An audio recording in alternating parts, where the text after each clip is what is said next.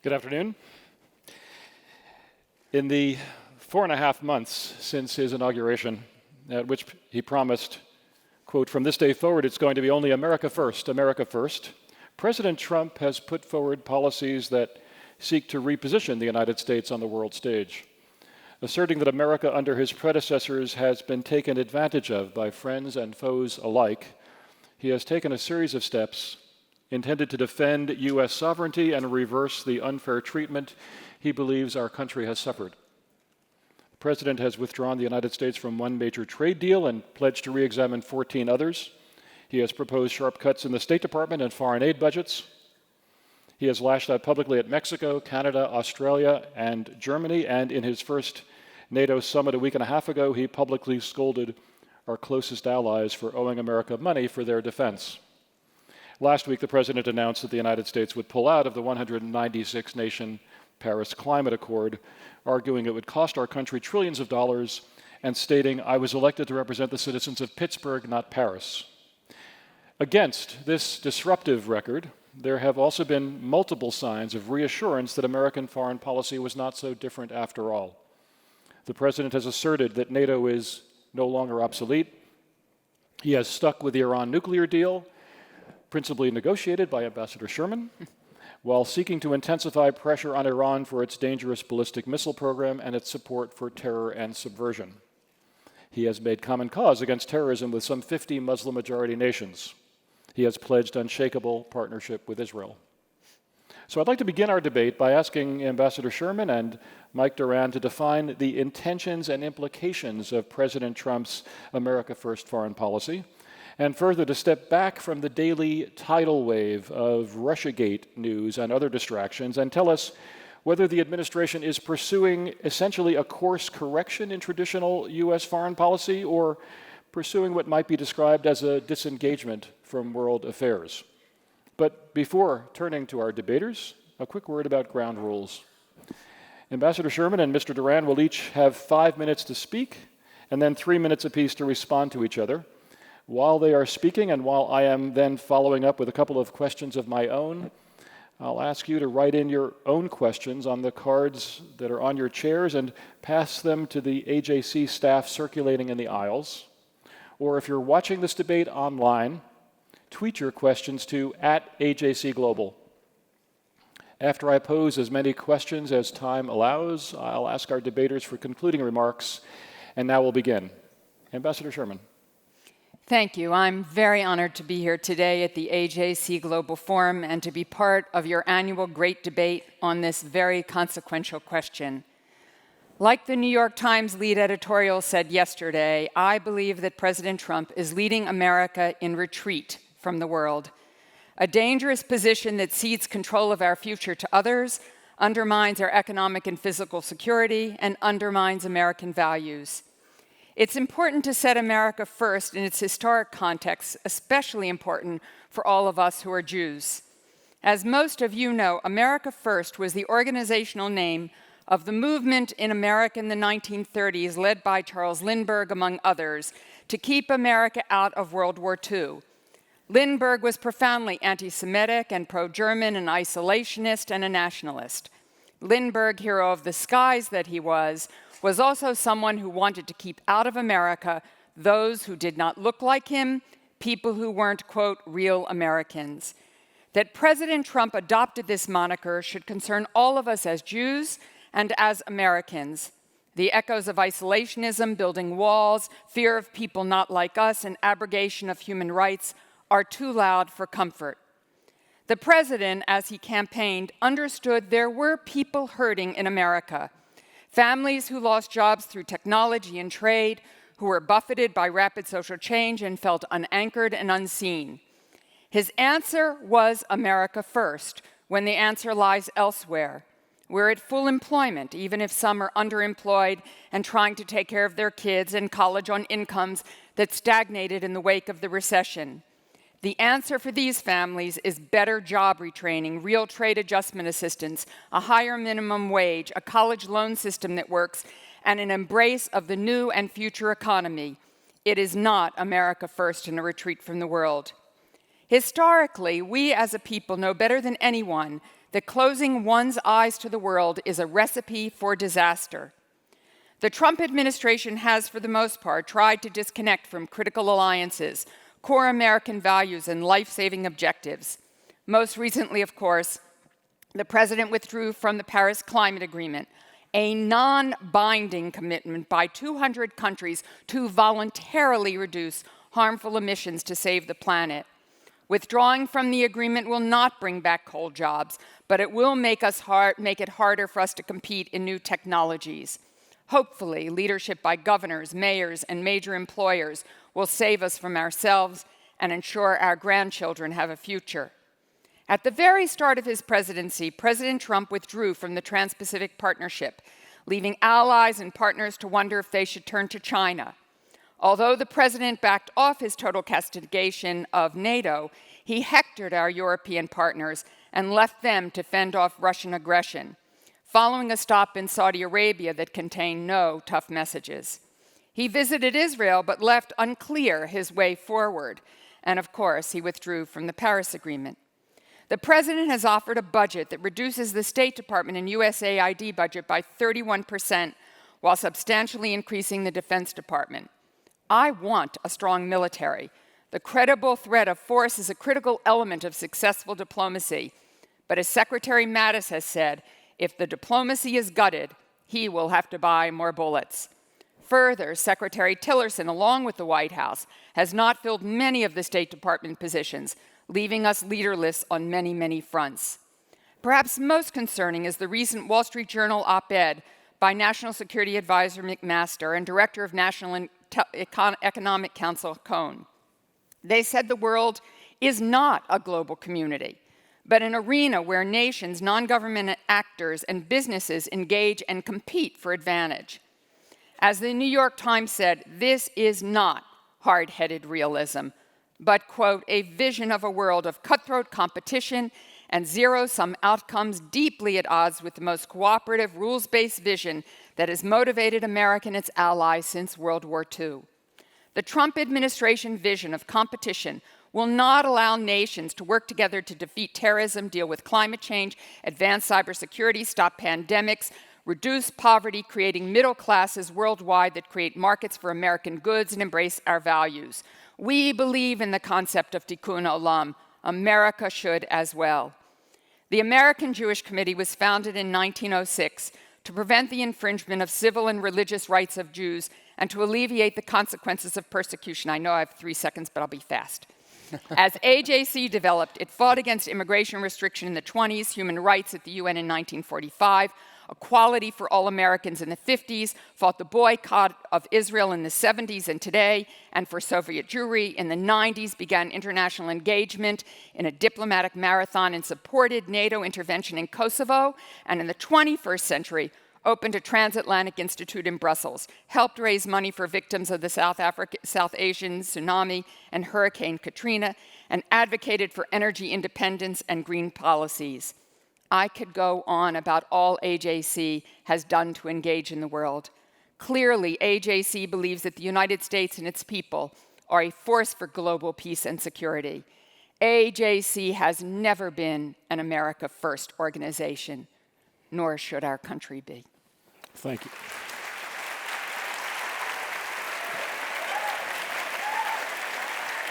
Thank you, Wendy.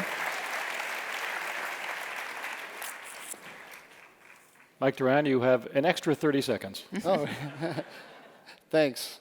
Thanks to all of you for coming. Thanks to the AJC for inviting me. I completely agree with Ambassador Sherman. It's a great honor to be here in this company debating this consequential issue. I do have a slightly different position. I think that the starting point for understanding, the historical starting point for understanding America First is not Charles Lindbergh. As a former educator, I can guarantee you that nobody under the age of 65 in the country remembers Charles Lindbergh and America First, 1% perhaps. I think a better place historically to start it would be March of 2016. I know the phrase predated that, but to understand what it's all about, I think we should go to then. That was when Bernie Sanders defeated Hillary Clinton in the Democratic primary. For those of you who've read the book Shattered, the inside account of the Clinton campaign, you know that Sanders' victory completely blindsided Hillary Clinton. She walked around talking to her staff after the events, saying that she was utterly mystified by the behavior of the voters and didn't understand why she wasn't connecting with them. The book also tells you in the really enlightening first chapter that the campaign had a great difficulty at the beginning coming up with an explanation for Hillary Clinton's desire to be president, to explain what it is that why she wanted the presidency. That's after almost a decade of running for president. The book is enlightening about Hillary Clinton, and she is the subject, but really, I think it's a much deeper message to us than just Hillary Clinton or her campaign. It's really a story about the complete disconnect between the Washington elite and the voting public, and I would include in that Ambassador Sherman and myself. I think the last election was a wake-up call for all of us. We have our foreign policy elite is not fashioning a message and policies that resonate with the priorities of the American people. And that's what America First means, number one. A foreign policy that resonates with voters and demonstrates to voters that our elite is indeed trying to advance their interests on the global stage. That's the first point. The second point is it is a resounding rejection of the philosophy of the Obama administration. And I would say the absolute failed philosophy of the Obama administration, which was heir to a point of view after the end of the Cold War that, for lack of a better term, I'll call the end of history viewpoint, advanced by Francis Fukuyama. According to this view, our elite decided, especially the Democratic elite, decided that things like alliance, credible use of force, military deterrence, and so on, were outmoded, often counterproductive, and damaging to the United States. And if you doubt me on that, just need to go back and read the UN General Assembly speeches that President Obama gave year after year, where he explicitly developed this concept, saying things like, we are no longer in an age when one country can dominate another, and so forth. This was a philosophy that led the administration to reach out to enemies and to distance itself from friends. And we saw that in the Middle East most dramatically in the Iran deal. President Obama's attitude toward the Middle East was that it was an arena populated by friends and potential friends. And he went to a great extent to win over the potential friends like Iran at the expense of our friends, Israel. In order to do this, he had to deceive the Israelis and the American public on a number of areas, with the consequences that we all see now. If I had come to you at this forum in 2013 and told you that the consequence of President Obama's policies was going to be the rise of a Russian-Iranian alliance across the Middle East, the development of an Iranian territorial corridor from Tehran to Beirut, the displacement of 10 million people in Syria, the injection into Europe of millions of refugees, or at least over 1 million refugees. If I told you that Iran was going to emerge from the deal with the right to enrich and reprocess uranium, and that within 10 years it would have a completely unfettered program which the international community would look upon like the program of any other country, that it would be effectively in international law on a par with Belgium, you would have laughed at me, you would have rolled your eyes, and you would have said that this is a completely dysfunctional fantasy. But it's not. It's a reality. And it's a reality that was a direct result of the philosophy of President Obama, which President Trump has rejected. And if you noticed in his trip to the Middle East, thank you. Well, you got to do it a little louder because it wasn't as strong as the other app was. If you notice in his trip to the Middle East, he was embraced by our allies, by Israel, by Saudi Arabia, with something like euphoria. The Israelis are doing cartwheels in the air right now, and that's what America First means. Perfect time. My God, I'm looking at the timer here. Impressive. Very impressive. Mike, thank you. Wendy, you have a right of rebuttal. Well, a couple of points. Perhaps you have to be over 65, which I certainly am, to remember Lindbergh. But I think that we all teach every generation never again.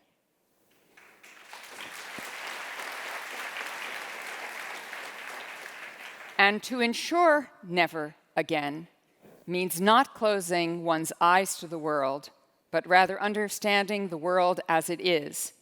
Yes, the world in many ways got more complicated after the end of the Cold War, because everyone had lined up with one side or the other.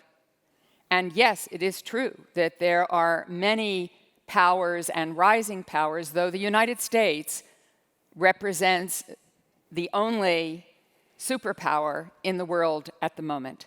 That's not to say that Russia and China are not trying to become superpowers. China most decidedly and certainly.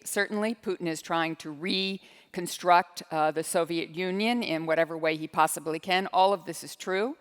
Iran does engage in malign activities in the region, but imagine how much worse it would be if Iran had a nuclear weapon and could project power into the region and deter our and our allies' actions. Just as a factual matter, reprocessing is not allowed in the Iran deal, and Iran is only allowed extremely limited enrichment under very strict monitoring. And just to sort of get this issue out of the way, which I know we can't entirely, I just want to be clear that what President Obama understood painfully was that Iran knew how to do what it knew how to do. It had mastered the entire nuclear fuel cycle. We could bomb away its facilities. And the president, in fact, commissioned a weapon to do just that, to be able to penetrate the underground facility at Fordo. And we told the Iranians military threat was quite a critical part of any negotiation. But we also understood that if we bombed those facilities, Iran would recreate them within 2 or 3 years and do so underground. We could continue to try to sanction Iran, but those sanctions were beginning to fray, and the only reason that our allies and partners stuck with us, that Japan and Korea and many other countries cut back their oil from Iran, was because we were involved in serious diplomacy. So those sanctions wouldn't have held up. And so we thought negotiations under very strict limits was the best way to go to ensure that Iran never, ever, ever obtain a nuclear weapon. And then my last point, Israel. Israel was part of what we did every single step of the way. I consulted with them on a constant basis, and their technical and professional experts will tell you that at least for the next decade, in their point of view, Israel is safer as a result of the deal than not having the deal. At the end of the day, the Prime Minister made a decision that this was not a good deal for Israel, and I honor him as Prime Minister to make the decision that he believes is best for Israel's security, and I never doubt for one moment that the leaders of country do what they believe is in their best interest, even when I might not agree. Thank you, Ambassador. Mike, please. The United States is a very powerful country. It's extremely powerful and it's extremely influential. The sanctions on Iran were not going to fray. They were not going to disappear. They would have remained firm. They had grown from 2005 by the time I got in the White House. That when I got in the White House in 2005, we put that program together. They grew under the Bush administration. They grew further under the Obama administration. And we had our boot on the neck of the Iranians, and we could have collapsed their economy had we decided to do that. President Obama traded very extremely deep and significant, I would say, irreversible concessions by the United States, permanent and irreversible concessions by the United States for temporary and reversible concessions by the Iranians, who have cheated on every deal that they have ever made. This deal did not stop them from getting a bomb. It did not stop their program.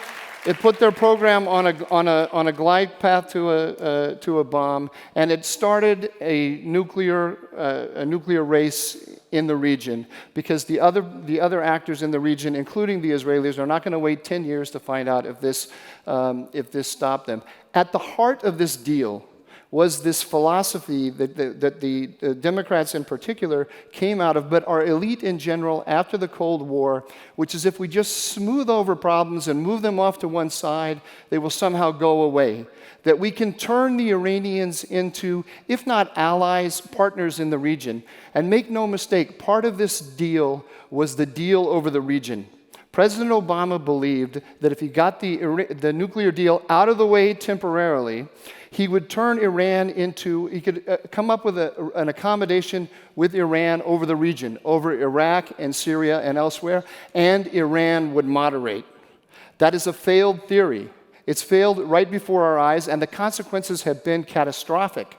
And those are the consequences that the Trump administration is having to deal with in a much weaker position than it would have been had we never removed the sanctions to begin with. The United States is the United States is a very powerful country, and that means that everybody has to go along with what we do. We are like a CEO in the region standing next to a secretary, saying to the secretary, "How am I doing in my job?" The secretary is always going to say, "You're doing great, sir." The secretary will never say, "You're doing horribly." But that's how everyone in the Middle East felt, and that's why President Trump got the euphoric acceptance that he got. Make no mistake, there was severe deception of the American people and of our allies over the Iran deal. At every stage in the negotiation, we were told that we were going to get one thing, when in the end we got something else. And to this day, we don't know the exact details of that deal. That is a failed philosophy, and it is the rejection of it that Donald Trump represents, and it's a great corrective to our foreign policy in the Middle East. Thank you, Mike. I'm fully confident that we could spend the next hour ping-ponging on Iran. Let me move to a different track here, if I may. And what I'd like to start with is I'd like to restate something that AJC CEO David Harris said last night after General McMaster spoke to us. He talked about AJC believing in and defending democracy, rule of law, and pluralism. AJC believing in and relying on American global leadership, and AJC believing in and standing by Israel. And I'd like to ask each of you, beginning with you, Ambassador Sherman, how do these three core beliefs of ours align with the President's worldview? Are they consistent with the concept of America first? Well, clearly I believe he doesn't see them as consistent with his philosophy of America first. And yes, the President went to the Gulf, and yes, he had a good meeting, but clearly didn't bring everyone together, because now Egypt, Bahrain, Saudi Arabia, and the United Arab Emirates have cast a shadow on Cutler and cut off all relations. So we have a long way to go to keep the Gulf countries together. I haven't heard the President talk about democracy at all, and he is gutting our diplomacy and our ability to bring those values around the world. As I said in my opening statement, when you have National Security Advisor McMaster and head of the Economic Council, Cohen, say that we only have competing interests out there, this is not about pluralism. This is not about solving the problems that cross our borders, that require a community of countries to come together. And where rule of law is concerned, I feel like I'm just buffeted on a moment-by-moment basis about what, in fact, the President believes about law. When it comes to his non-travel ban, since everyone in the White House, except the President, says it's not a travel ban, and the President continues to tweet endlessly about his travel ban, and says that, in fact, the courts have to hurry up and get this done, and why isn't it done, and castigates his own Justice Department, which I assume he approved, for cutting down the ban to less of a ban that still is probably going to be seen as a ban. I think in part he's trying to get out in front of the Supreme Court which, although the Supreme Court often supports the President of the United States and defers to that authority, given the checks and balances in our system, clearly the President's concerned this time that may not happen. We've seen, agreed. We've seen the President deride judges and say that they're not important, that because they are of one background or another, they cannot be fair. We've seen the Justice Department tell our mayors that decisions that may have been made to put laws in place and frameworks in place to make sure that civil society is civil are no longer good and will all be reviewed. I come from the city of Baltimore. Baltimore's got serious and tough problems. They have a plan to move forward, and now the Justice Department's telling them they cannot. So rule of law, pluralism, democracy, it's not part of Donald Trump's America First. Global leadership and standing by Israel. Excuse me? Global leadership, Excuse me? U.S. global leadership, and US standing by global Israel. leadership. I probably didn't speak to that because it's so apparent to me that the President believes that the United States should only lead inside its own country. What just happened in London is terrifying, appalling for everyone. As Mike Morrell, former acting head of the CIA and deputy at CIA, has said, lone wolf attacks are something we will all probably live with for some time to come. But the President of the United States' response to that was not to embrace what is going on in the leadership of Great Britain and work together. It was rather to attack the mayor of London, not once, but 3 times now, to the point where the Prime Minister of Great Britain has derided that kind of attack.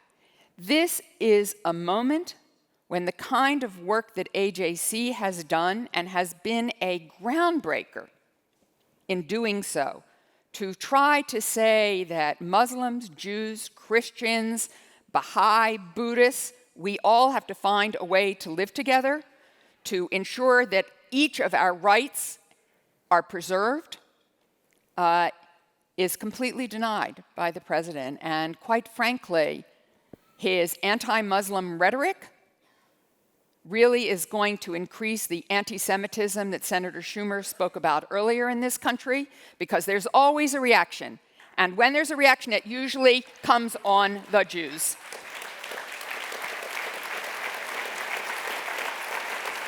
Thank you, Ambassador.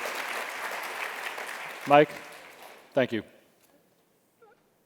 I agree with the President that I don't want Paris here in the United States.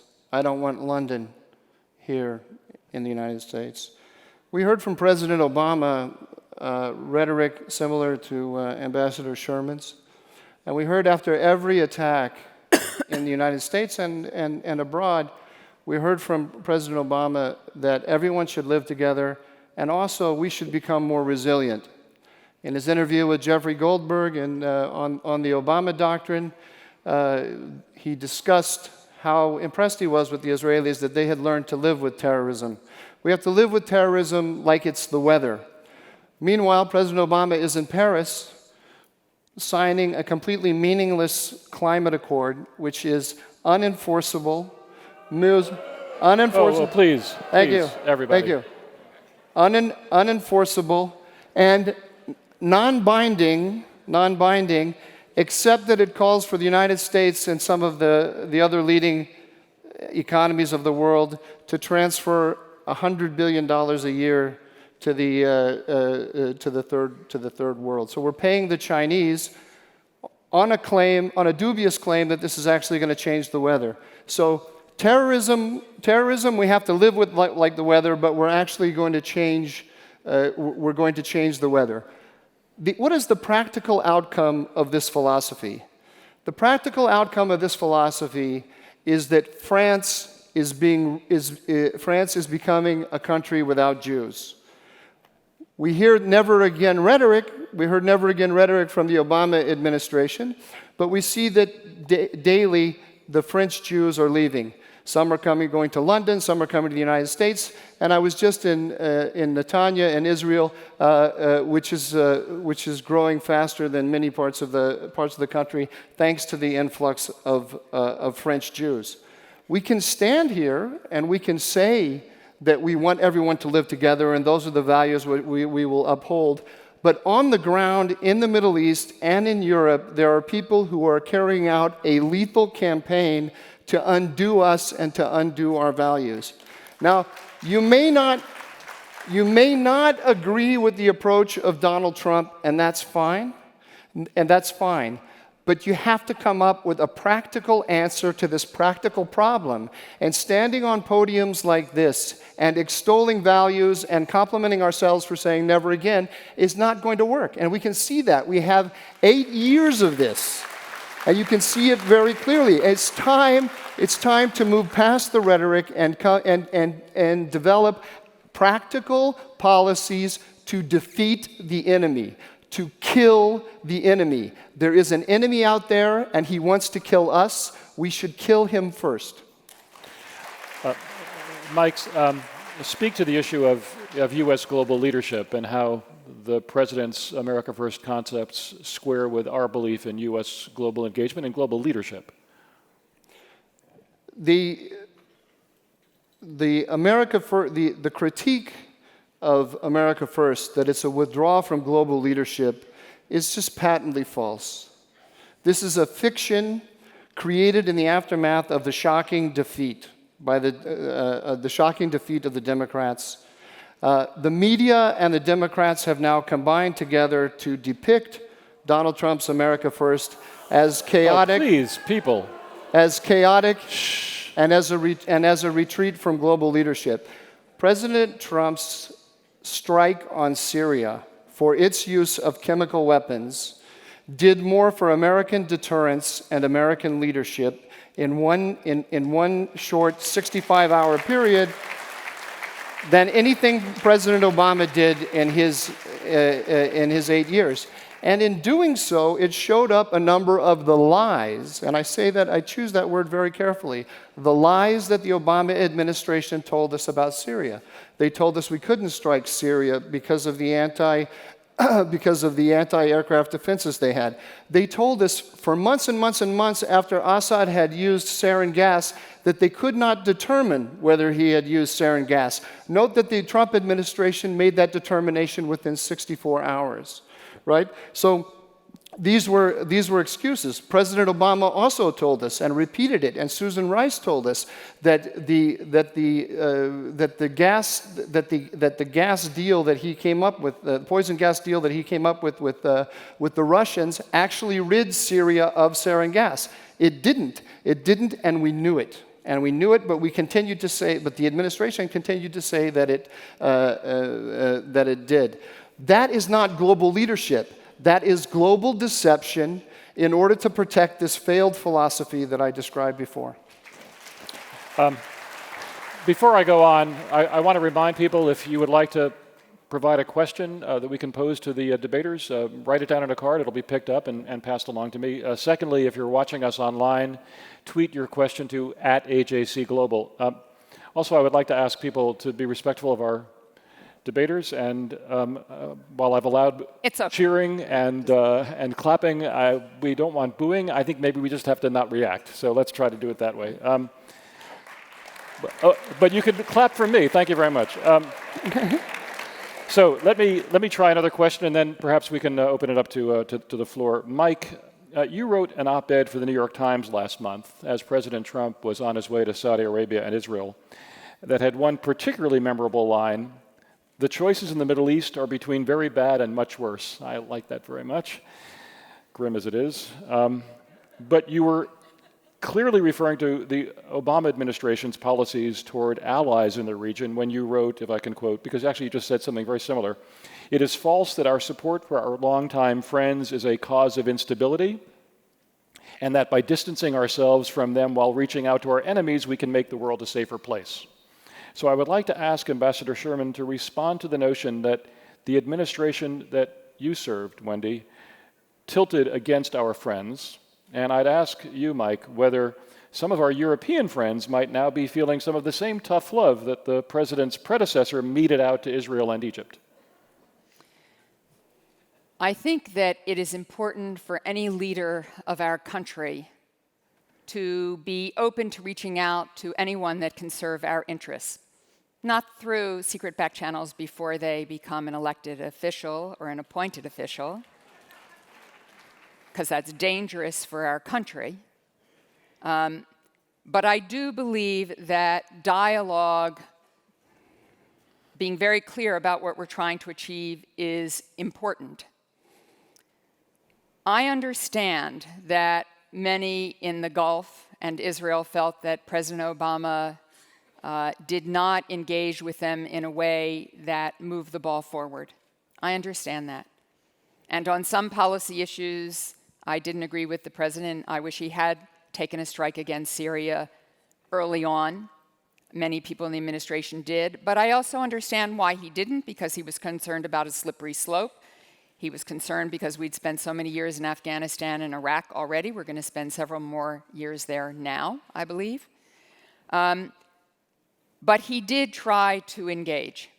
And Secretary Kerry, Secretary Clinton, both of whom I worked very closely, spent hours and hours and hours and hours trying to see whether the United States could play its traditional role of facilitating a peace between the Palestinians and Israel.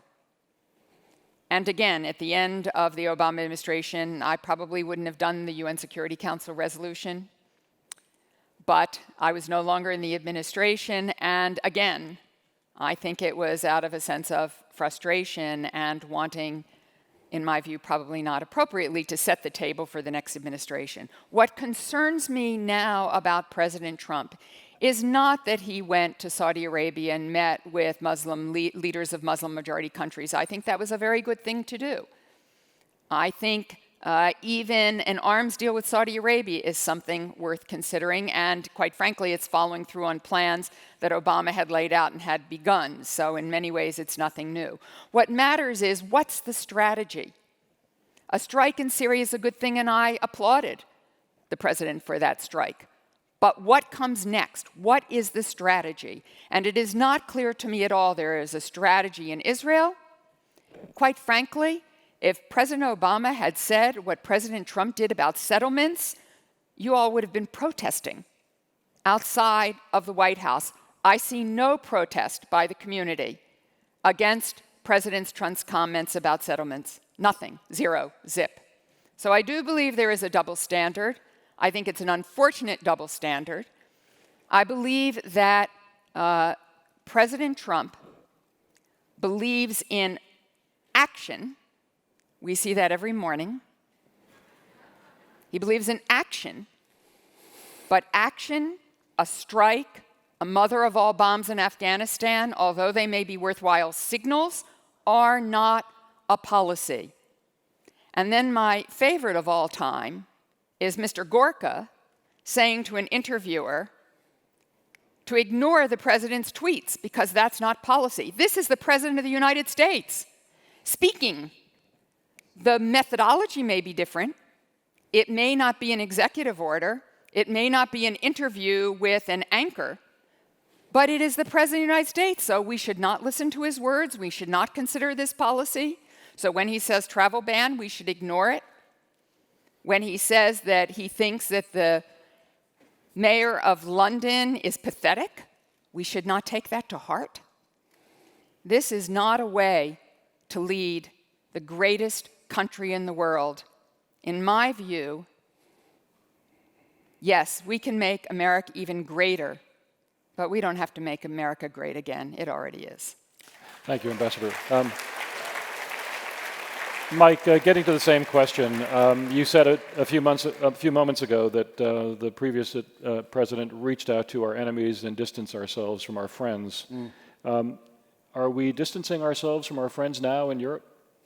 No, we're engaged in a recalibration in Europe, and it's a continuation of a negotiation that's been going on for a long time. The Bush administration repeatedly repeatedly, consistently, energetically raised with the Europeans their failure to reach the 2% commitment, 2% of their GDP for defense. The Obama administration also raised it repeatedly, energetically, consistently with the Europeans. I would urge you to go back again and read Jeffrey Goldberg's interview, The Trump Doctrine, in the Atlantic Monthly, where President Obama talks about an anti-free rider campaign discussing our European allies.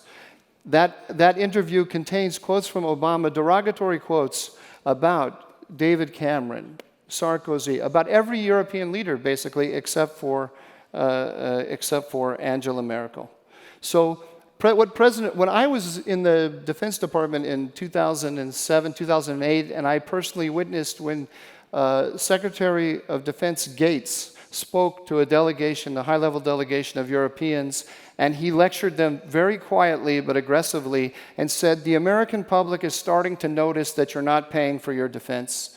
And this is politically an indefensible position for an American president. We're being nice and we're talking to you like this, but the reckoning is coming. The reckoning is here now. The failure of the Europeans to meet their 2% obligation is simply indefensible. Would I prefer that President Trump raise this issue in a slightly more diplomatic language? I would, absolutely. But you can't defend the position that the Europeans are taking on this. And that's what it is. It's a negotiation. In terms of this America First commitment of the president, the president went to Pennsylvania, went to Michigan, went to Florida, and he said, I hear what you're telling me, that you don't have jobs and that you don't want to see American jobs going abroad and you don't want to see the United States investing in a disproportionate fashion abroad, and that others have to step up as well. The Saudis have done that. Look at the money. The Saudis pledged $300 billion to us in the Trump administration. The Obama administration gave many tens of billions to Iran. Right? There's a different philosophy here, and it's going to achieve different results. The Europeans need us. We need the Europeans. I don't want to suggest that for a second that we don't. We need them badly. They are our democratic allies. They're our western frontier. They're our frontier with Russia, our frontier with the Middle East. They're the frontier against Islamic radicalism and so on. We need them, and we need to support them. But they need us more than we need them, and that is the essence of international politics. International politics is indeed what National Security Advisor McMaster and Gary Cohn said in their op-ed. It is a competition. It is a competition, and it's an arena in which we have enemies and we have allies. And the Trump administration has got that one absolutely correct, and it's a great corrective to the Obama administration. Thank you, Mike. Quickly. The question is, do you have objectives? Do you have policies? Do you have a way forward? Absolutely. Do you have a strategy? There is a strategy.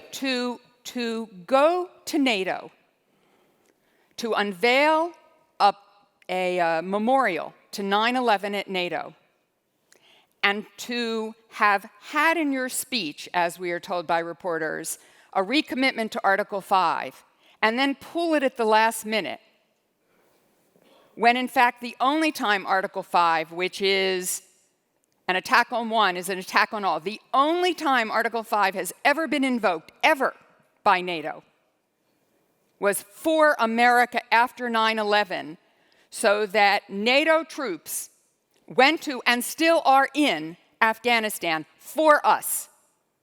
So yes, I want everyone to get to 2%. Everybody pays their dues to NATO's. The 2% is a deepening of defense capabilities. Yes, I want everyone to go to 2%, and you are quite right, Michael. Every administration has pressed in every way they can to make that happen. The question is, do you begin your relationship by hectoring your friends? Is that the best way to move forward? The strongest economic relationship we have is the transatlantic relationship. So how this, in fact, helps the president's agenda to ensure jobs. That is our market. Canada is our market. Mexico is our market, for that matter, is beyond me. I'm going to make a prediction. I'm going to make a prediction. And remember that in 2013, I did predict that there'd be very dire consequences from not taking action in Syria. I didn't foresee the dystopian results that we got, but I was correct in my prediction. I'm going to make another one right here. I'm going to predict that NATO is going to pony up their 2%.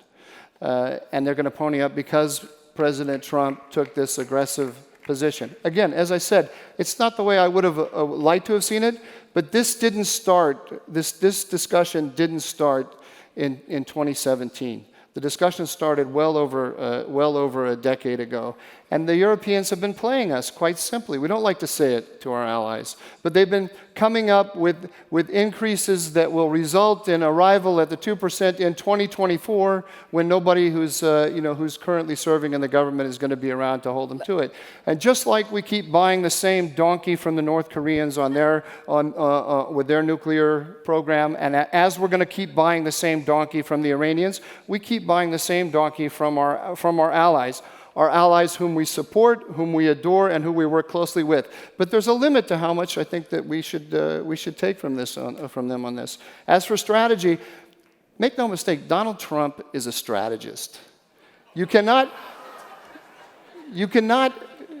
I hear you. Please. I hear you. I hear you. But listen, once again, if I had told you in April of last year that he was going to win the election, I would have gotten a bigger laugh. And he said in the election throughout, here's how I'm going to win. I'm going to win Florida, I'm going to win Pennsylvania, I'm going to win Wisconsin, I'm going to win Michigan. I'm going to bring new voters in. I'm going to capitalize on the kind of people that are voting for Bernie Sanders, and I'm going to pull them into the Republican Party. That's what he said he was going to do, and everybody laughed at it, and he did it.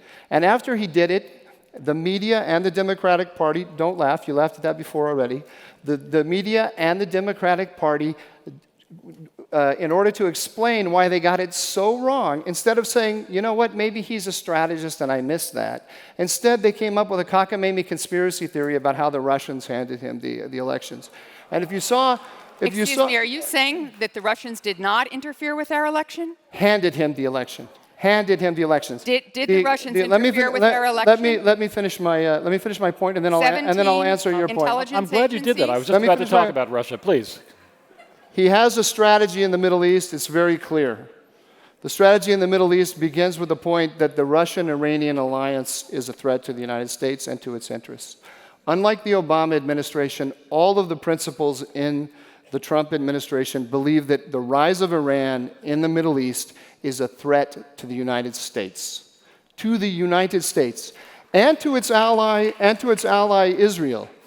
The Obama administration did not see it that way. The Germans... That's not true. Do not... The That's Germans... simply not true. The Germans... President Obama, and he says this clearly in his interviews with David Remnick and with Goldberg, was operating under the notion that he could bring about an equilibrium in the Middle East between our allies and the Iranians, which means a moderation of the Iranians, which has not happened. That is absolutely not true, Michael. I sat in all of those meetings. The President of the United States, President Obama, believed that what he was doing was ensuring that Iran never had a nuclear weapon, that it could never project that power into the region. You may not agree with the deal, I get that. But he always understood the malign activity, their support for Hezbollah and Hamas, and that we had to do everything we could do to stop that. What steps did he take? What steps did he take to deter the Russians and the Iranians in Syria? Remember, what steps did he take to deter the Russians and the Iranians? The Russians came into this very late in the day, and they came into it. Qasem Soleimani went to Moscow. I said the Russia. Minute the JCPO. Okay, guys. The minute. Break, please. Well, we wanted that, so I shouldn't complain. We're moving toward closing remarks, but since I've heard the word Russia mentioned once or twice, let me ask each of you, to describe how a warmer attitude toward Vladimir Putin, this is a question from the audience, a warmer attitude toward Vladimir Putin's Russia advances American national interests. How does it fit into an America First construct? Why don't you start? So it's clear that one of the ideas that President Trump has is finding an accommodation with Putin particularly in the Middle East, particularly in Syria.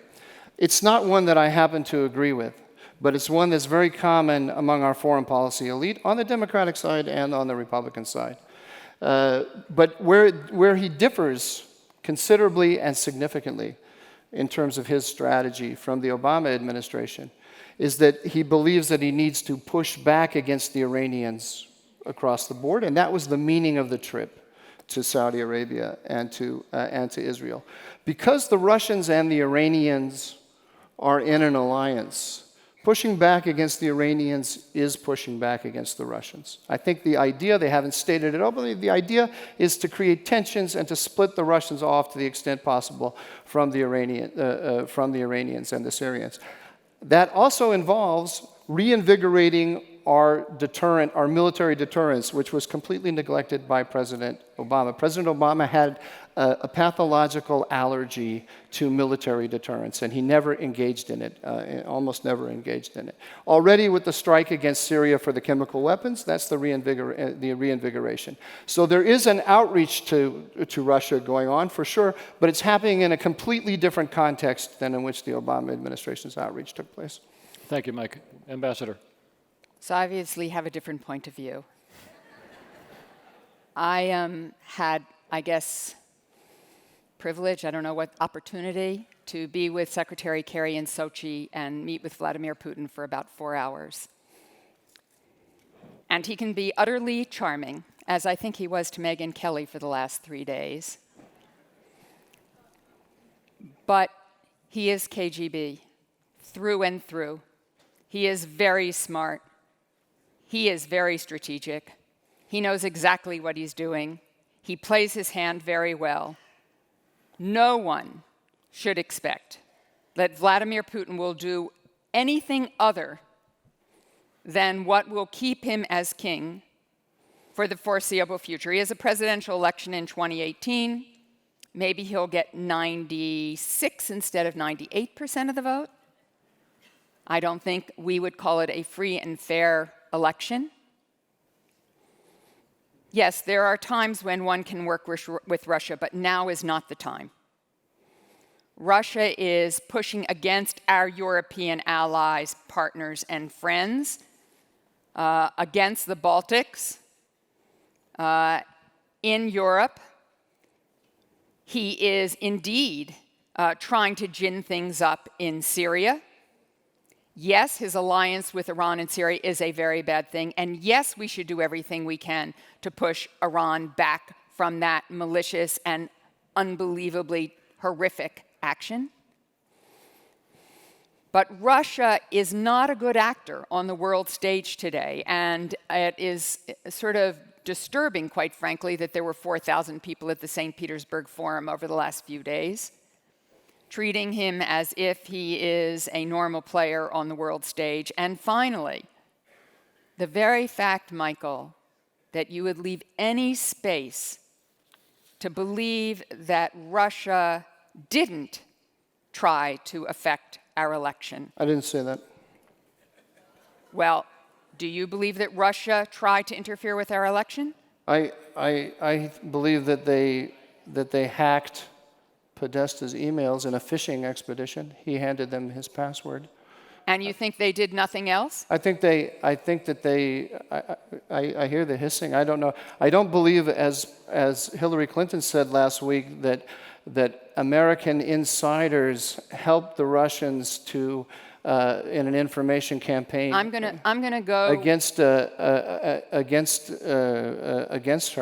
Right. Which the clear implication is that the Trump campaign gave Putin advice about how to shape his message so as to win the election. I'm going to go with 17 intelligence agencies who are neither Democrats nor Republicans. I'm going to go with John Brennan, who is a Democrat, who in his recent testimony said there's no evidence of collusion. No, I didn't speak to the You know what? I didn't speak to the collusion issue. What I'm speaking to is I didn't say who they were trying to affect, though I have my own views about that. But the 17 intelligence agencies said without a doubt that Russia interfered with our election, and it appeared from their analysis that they did so at least towards the end, to advantage Donald Trump. I have no idea. I do. I Wait know a minute, exactly. wait a minute. I know exactly. I what have did. no idea whether there was collusion. That is why Robert Mueller is doing the work he's doing, and that's why I hope the Senate Intelligence Committee and the House Intelligence Committee does their work. We need to know what happened. We need to know what happened, not because it's going to give us a different president of the United States. We have who we have, though I must say the other side got 3 million more of the popular vote. But that set aside, I know. It is important that we find out what happened. That's why Robert Mueller's investigation is not enough. We need the Senate and we need the House, because we can never have a foreign power interfere in our election again. All right, great. Mike, a few seconds, and then I'd like to go to closing remarks. I gotta make. And then we'll take it outside. I gotta make two points. 2 points. One is that I do know what Putin was doing, and I'll share it with you now so that we don't need all these investigations. Putin had no ability to predict the outcome of our election that was better than any of our best observers. Putin didn't have a crystal ball that helped him understand anything better than Nate Silver, who told us that Hillary Clinton was going to win. So to the extent that he engaged in an information operation against us, and I don't doubt that he did, I just believe that the impact of that has been greatly exaggerated. And again, Reed shattered to find out how Hillary Clinton was running her campaign. But what he was trying to do was to tarnish President Hillary Clinton and to tarnish our institutions and to spread dissension among us, so that she would be a weakened president. That was the goal of the information information operation. And secondly, I do hope that we will find out everything in this investigation. And one of the things that I hope that we will find out about is the Obama surveillance of the Trump campaign. You don't want to. Please. Thank you. I won't go into great detail. Let me just direct your attention to one thing only. January 12th, 2017, David Ignatius opinion piece in the Washington Post, in which he says that a senior Obama official told him about the contents of the conversation between Mike Flynn and Kislyak, and he also suggests that the official thought that it demonstrated collusion he suggests that it demonstrates collusion between the Trump administration and the Russians. That's secret intel. There's the evidence for you right there. That's the DNA at the crime scene. That's top secret surveillance information taken out of foreign policy channels, moved into political channels, spread into our press in support of the collusion lie. That's a misuse of surveillance. It's a misuse of surveillance information, and it's a crime. And it's the only crime that we know of so far that has been committed within this framework of Russia and Trump. And I surely hope that all these investigations will also look into that leak, which, as I say, was a crime and an abuse of power. Thank you, Mike. Okay, now, recalling the title of this session, which is America First Advancing or Compromising U.S. Interests Abroad? We're going to conclude. I'm going to ask for, I know, it's hard to imagine that we're leaving. Is it tomorrow yet? I'm going to ask Ambassador Sherman for first remarks, and then Mike Doran. Thank you, and thank you all for your rapt attention and for your enthusiastic engagement in this debate. I guess what I want to say is it's really important to have these debates. It is important for AJC to continue the work that it does, not just here in the United States, but around the world. AJC is above all else an international organization because AJC has understood to stop anti-Semitism, to support Israel, to make sure that we never have another Holocaust ever again, that we need to engage in the world and not isolate ourselves from the world. The last time America did that, you all know the results.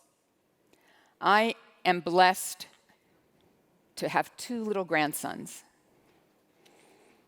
And if I could, I'd spend every single day with them. I'm sure some of you out there feel the same way about your grandkids. Then I'm glad to give them back to their parents. But I worry for them, because in the world in which we're living, we're creating a moat around us. We're pulling up the drawbridge to the rest of the world. My daughter is an immigration asylum attorney, helps run the clinic at Boston University. And day after day, young people who are afraid they're going to be deported stop talking to the police, stop talking to law enforcement, stop talking to any official for fear for their families and for their lives. That kind of fear, that kind of isolationism from the world, never in history has it bred anything good. Never.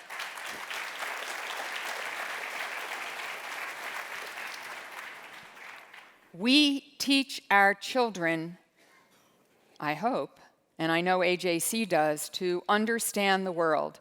That doesn't mean we don't stand up for our interests. Of course we do. But even when kids are on a playground, even when they are competing at soccer, at the end of the game, we ask them to walk down the line and shake hands, because it is a community that is playing that game, not just 2 opposing sides competing. Now, I understand that President Trump was a very successful developer. Right after the election, as I was going through Dulles Airport, which I do on a constant basis, I picked up The Art of the Deal and I read it. But negotiating to build a building is not the same as being president. If a building doesn't get built, people just go buy someplace else and you build another building. If you don't work for peace in the world, you have war, death, and destruction. I'm all for disruption, but I am not for destruction. Thank you, Wendy. Mike Doran, I think you have the last word. A British political analyst at a think tank called Policy Exchange named David Goodhart has developed some concepts that I think are useful for understanding the world we're in today. He talks about anywhere people and somewhere people. Anywhere people are extremely, he developed this idea to talk about the Brexit vote in Britain, but I think it applies all across the West. Anywhere people are highly educated, mobile, they are flexible, and not rooted in any particular place. They are software engineers, media professionals, and working in New York, Los Angeles, London, Paris. If they lose their job in New York, they can move to Los Angeles. If they lose their job in Los Angeles, they can move to New York. They can move to London. They value the globalist ideology and the globalist agenda of our foreign policy elite. In fact, they are our foreign policy elite. The anywhere people are the people who've been running the country, running Britain and running America for the last 2 decades. Somewhere people are rooted in a particular place, Pittsburgh, anywhere in one of those red states from New York to California. They're less educated, they're less mobile, and they're concerned about their communities. The somewhere people won the vote in the last election, and they're going to continue to win the votes. The changes that we're seeing in the foreign policy of the Trump administration would have happened, I firmly believe, in a Clinton administration, and even more in a Sanders administration. What we witnessed in the last election was a tectonic shift. And we, as people who are committed to American engagement in the world, need to be doing the hard intellectual work of thinking how to remain engaged and yet meet the needs of the somewhere people. Thank you. Thank you, Mike. Hey. And that concludes this great debate. Thank you very much, Ambassador Sherman. Thank you, Mike Doran. We'll see you next year in Jerusalem. Thank you.